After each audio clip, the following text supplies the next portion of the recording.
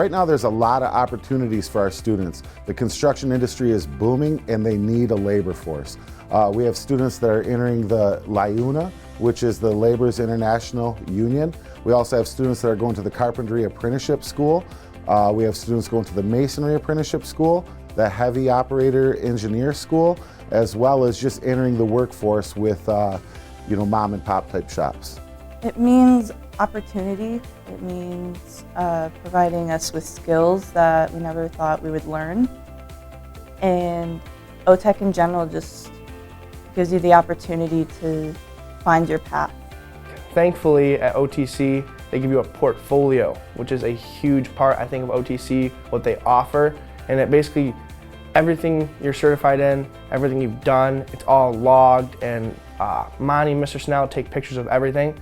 So even if you want photo evidence, you can even put that in there. And it's done with an LA teacher.